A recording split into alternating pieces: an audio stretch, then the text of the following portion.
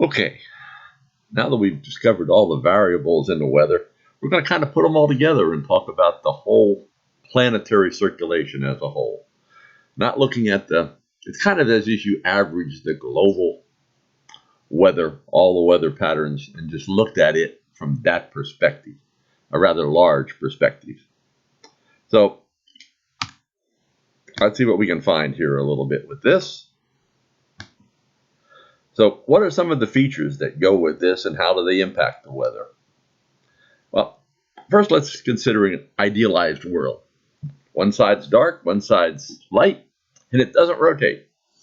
Well, it's going to get awful cold on one side and awful hot on the other.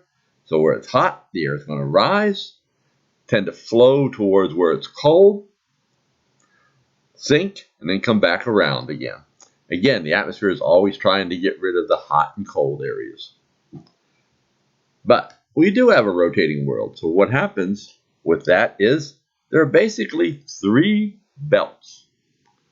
Between 0 and 30 is one.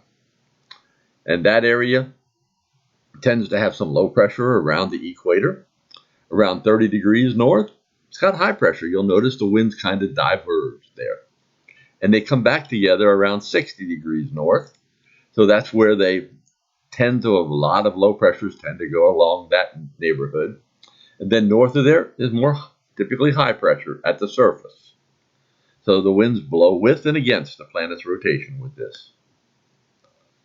And you can see the general picture of highs and lows here. And if you were to look at a weather map, this is a pretty good depiction of it right now. 30 degrees north, high pressure over that area. In January, it kind of pushes it a little bit south, but there's the lows also right up here coming across.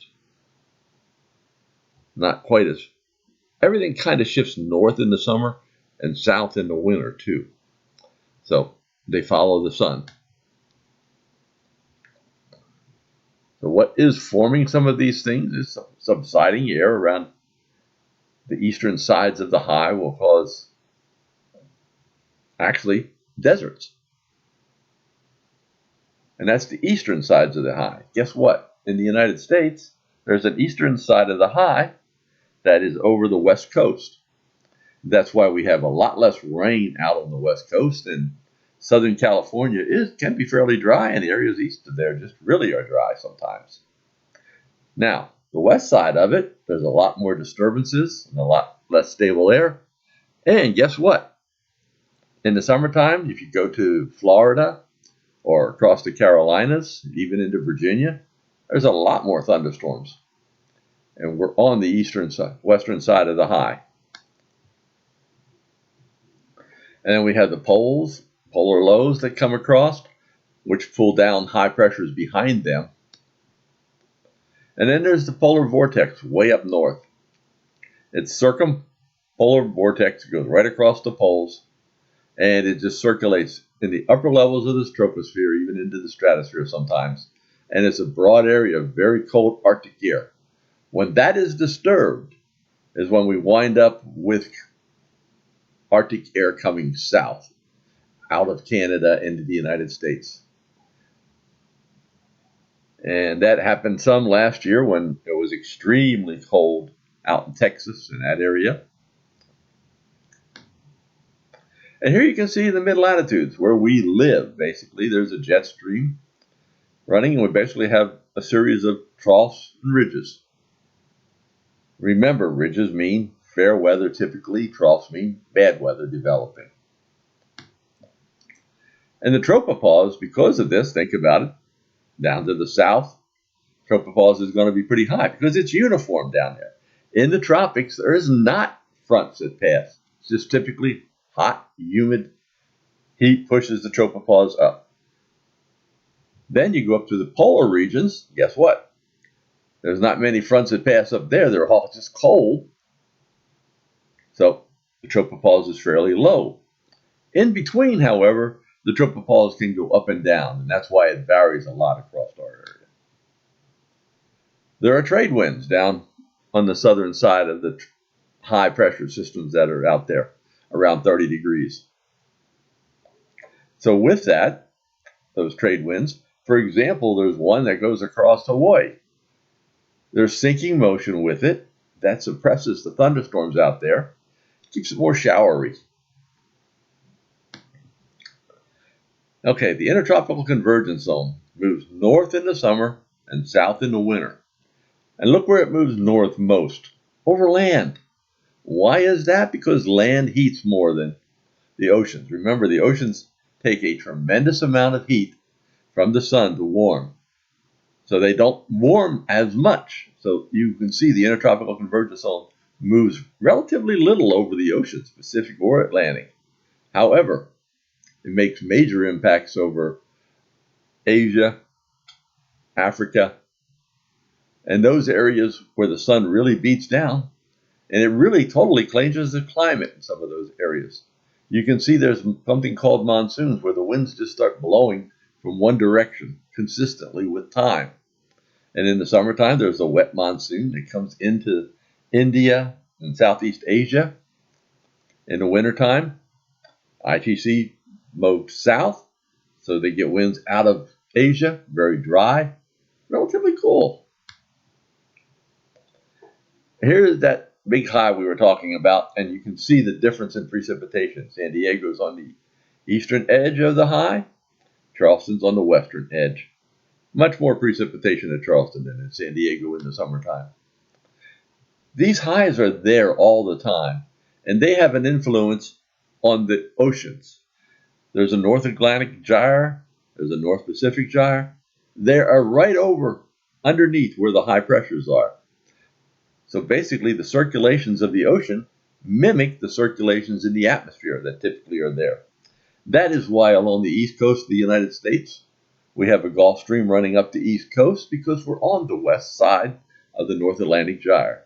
So we're pushing warm air up along the east coast and over towards England on the north side of the high. However, if you look at the west coast, California, North Pacific gyre, California current coming out of the north, what happens? You get cold weather, colder air, colder temperatures anyways at the water. So if you go try to swim in California's ocean, it's a little chilly.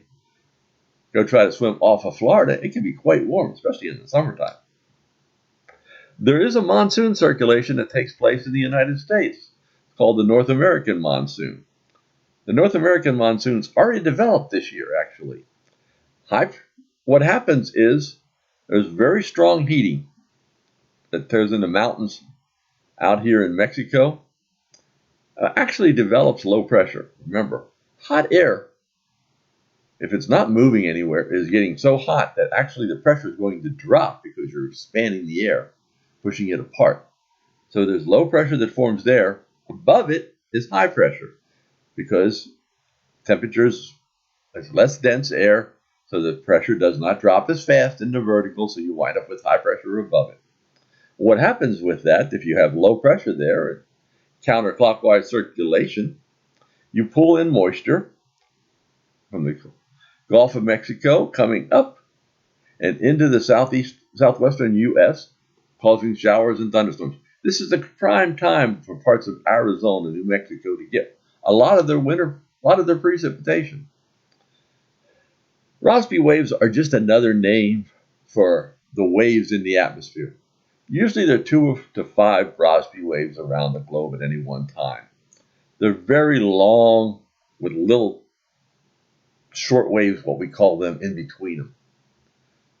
These influence where lows form, where high pressure is formed. And we consider a zonal flow, while it does have a little bit of troughiness with it, to be more from west to east. A meridional flow, much deeper trough, much higher ridge. What happens then, of course, would be that cold air is being pushed down from the Arctic. Warm air is being pulled up from the tropics. So between the two, you're getting very strong temperature contrast. So that's why with that strong temperature contrast, it's easier for low pressures to form. The fronts are more intense. You wind up a lot heavier precipitation because you're pulling moisture all the way up from the way from south. There's a blocking pattern. It happens all the time in the atmosphere. What happens is you wind up literally with these cold lows blocking anything from moving on in this high sitting here. So when that happens, you wind up with a lot of storms along one side, nice fair weather on the other, very dry conditions, and maybe a lot of storms over here. And this can last for weeks at a time sometimes. Here, for an example, was one that occurred in '93. It set some record flooding in the Midwest, but it just stayed. The upper level winds, as you can see, the tremendous amount of departure of rainfall. Now, when you look aloft, remember in the north, the cold air is very dense up that way. The pressure surfaces are going to be closer to the ground. Further down towards the tropics, the pressure surfaces are going to be higher up. So there is immediately, horizontally, a pressure gradient across that area. That is what allows the jet stream to form. Then Coriolis effect balances that horizontal flow again, like we've learned, and this is what develops the jet streaks winds strong. There's a seasonal shift. Wintertime, the jet streaks well south. Summertime, jet streaks pretty far to the north.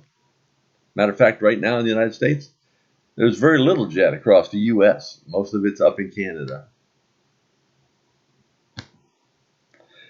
And these are short waves, are things that ripple through these long-range Rossby waves. They're where low pressures will be developing. We'll talk about them. There may be a lot of short waves around the atmosphere at any one given time. And they tend to get more intense in a Rossby wave. And when they get on the other side of it in the ridge, they kind of weaken. So this is where you get the strong divergence aloft from these, helping to form the ascent you need. And notice it all occurs to the east side of these deep waves. And here's where the divergence occurs on a typical jet streak. The upper left corner, when the jet's approaching, and the right rear corner are the two areas you get divergence, and the two areas that are prime for where extratropical cyclone or low pressure systems will form. Another part of looking at the global circulation is El Niño and La Niña.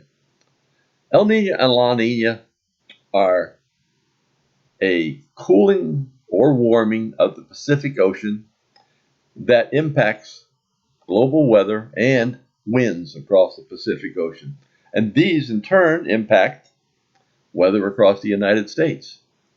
Right now, we've been in kind of an ENSO neutral period. We are moving towards La Niña, which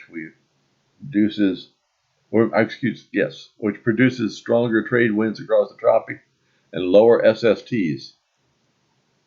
So El Niño is the warm phase. El Niño is when we get a lot of precipitation on the west coast. La Niña, we tend to get a lot less precipitation on the west coast.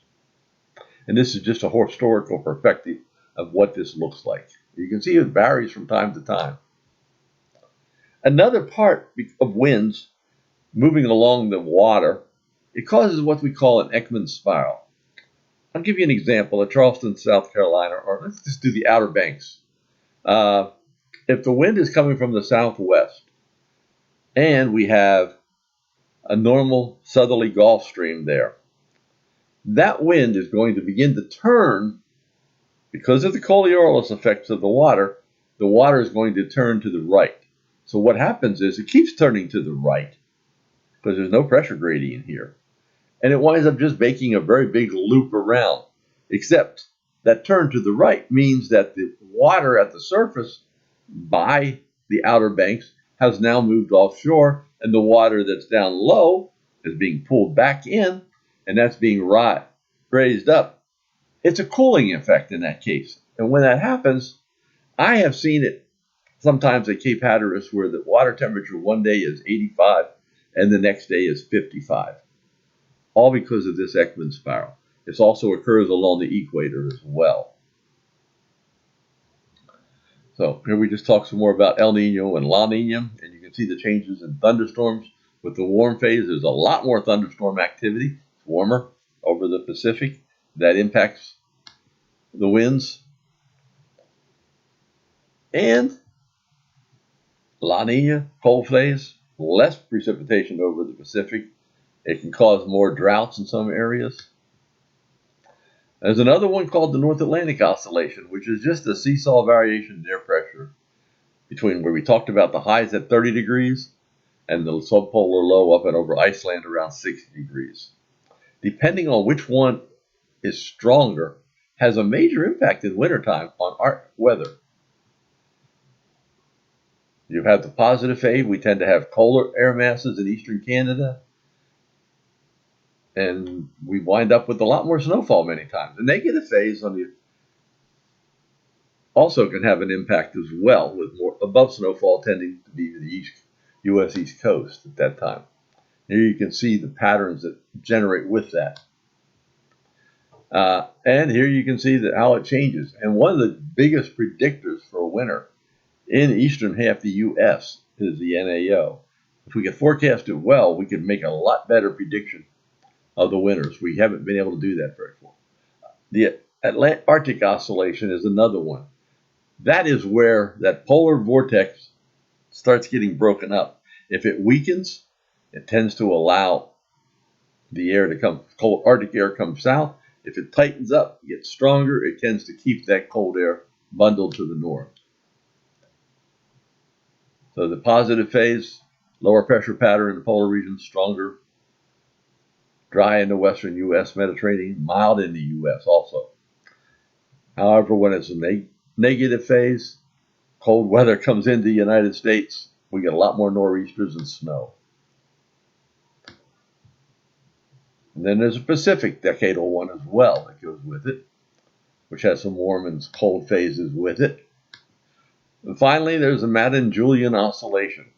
This is just a cluster of thunderstorms that develops over the tropics and gradually translates to the east. When it really is going, sometimes in the wintertime, you'll see a big cluster of thunderstorms develop in the southern Pacific Ocean.